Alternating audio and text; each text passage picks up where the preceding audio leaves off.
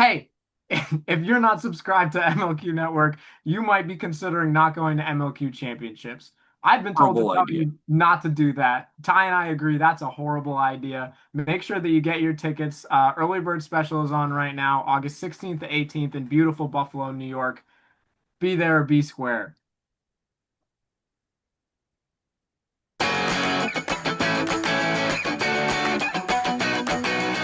Hello, everybody, and welcome back to everybody's favorite time of the week, their Friday tea time. I'm Teddy Costa, and here with me, as always. I am Tyler Trudeau. Teddy, we had quite a weekend, and I am so thrilled to really dive in and get to talking about it. Definitely have some L's to take in receipts, and honestly, I'll just casually sip from my Boston Red Sox cup in my New England Patriots shirt to not jinx anything, and that's all I got for the start. How about you, my friend? Oh, that's it, dude. Sox are back. We're going C's shirt. C's are kind of a weird year, maybe a soft tank for the C's. Soft Derek might tank. start a podcast, so not usually a good sign for your NBA team, but whatever. Maybe it applies to quad ball too. I don't know. We haven't done the math on that. Uh, but yeah, I don't know. Let's hop in, dude. It was a wild week. All right, ready? 10 minutes on the clock. We'll start now.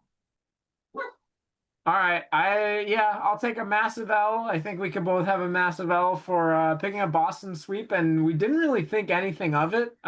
Fantastic job by Washington to come out and just play fearless. Like they came out strong, defended their home turf, and they took it to them in game one. And then they did a good job. What was more impressive to me was they did a good job rallying when the series easily could have gotten away from them in that like first half of game three. Great mental and physical toughness. They deserve to win, and they proved me wrong. So I'll take that two-handed L right there.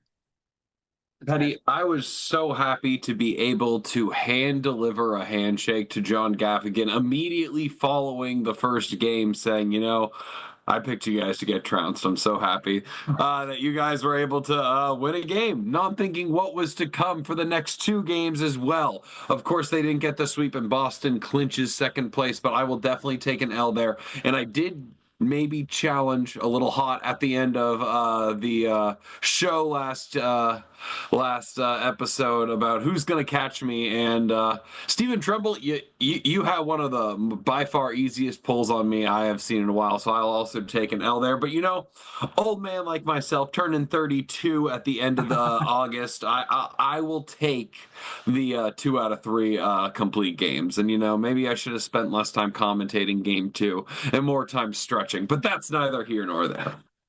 No, I mean that's good. I mean, you're a man of the people, right? You got to do what you need. I enjoyed the Caleb Van Buren, Tyler Trudeau commentary stream. It I was thought a it was a fun booth. I know he had Andres game one, and I yeah. wanted to be able to help when I saw him solo. So I was happy.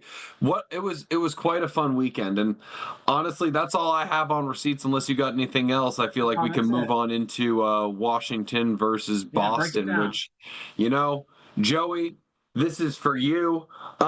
Joey gave me quite an earful at a stoppage during the series. Some profanity might have been thrown my way, and I'm not gonna lie to you, Teddy. That just fired me up even more out It there, has to. sweating my butt off on the field, flag running, and the heart and the determination and just the.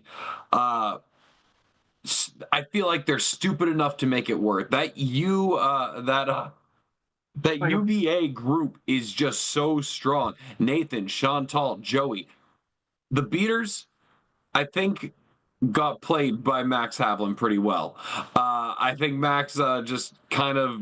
I think Boston owned the beating game. I honestly even think they owned the coaching game. Washington has 5 penalties in one single game.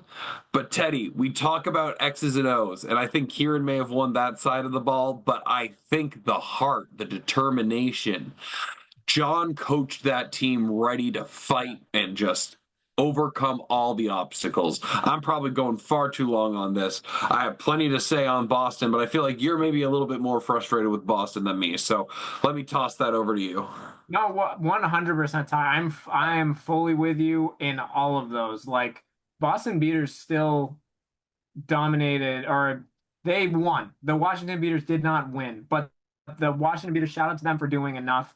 And that's like peak Washington through the years. Like when Washington has been at its best over the 10 years of MLQ, it has been when they are gritty, chaser defense, bogging down at hoops, and like just congrats to the coaching staff of Washington, like John Gaffigan and company. You got them ready. Like that is the mental preparation side of it, and the energy is a very important part of coaching. Um, like we said before the season, like Boston, their chasing game lags behind their beaters, but it won't matter until they run into someone that can match them in the beating game. Like Kieran will get the most out of their young players, and they'll be most prepared to win most series, including this one on the road. Like we said that, and that was just fully not true. Two well-earned division wins for Washington at home. Way to come out and punch them in the mouth. Boston, I look at as a complete non-contender now. They just don't have any, no, non-contender, and that's from the Ultimate Homer. Like they just don't have anyone that can put the ball through the hoops. A ton of nice pieces, ton of nice possession passers. Emma Persons, Athena Mayer, Carson Olazaba, everybody, nice possession passers. They had some long possessions, especially in game two. You need someone to put the ball through the hoops. And when you don't play with enough physicality on defense, you lose track of assignments in transition, and you play horrendous in the clutch. Like that's what's gonna happen. Like you found out. So if you just skip game one entirely and you just look at their chance to overcome the adversity from game one and win the series after a convincing win in game two, Europe, what was it? 8-5 past the 14-minute mark. Fast forward through sloppy defense, thrown away possessions, lack of seeking depth, and you lose 14-10. You got thumped 9-2 in winning time when it should be easiest for you to just trade goals and win. I see that as a lack of preparation, lack of maturity, and a team that is not ready for the spotlight at MLQ champs. That's my rant. Boston, two thumbs down, going the wrong way at the wrong time of the season. Limiting them to 5 goals in games 1 and 2 on flag runner on pit. That's not how you win games. And Yeah. again, Chantal at one point like had 5 stops in a row at the hoops, and I even think that was game 2. That was like in a loss. They played hard. They played hard. You Chantal's a got to be baller. impressed. You got to be impressed with Yeah. Washington, and I don't know. Maybe you beg Ian Skur to come back. I know he's listed on the roster. Maybe he's been in shape. Someone needs to, because it ain't Carson and Athena. I'm sorry, straight up, it ain't them. Yeah. They need to be better. Two good players too, but just they're not that guy.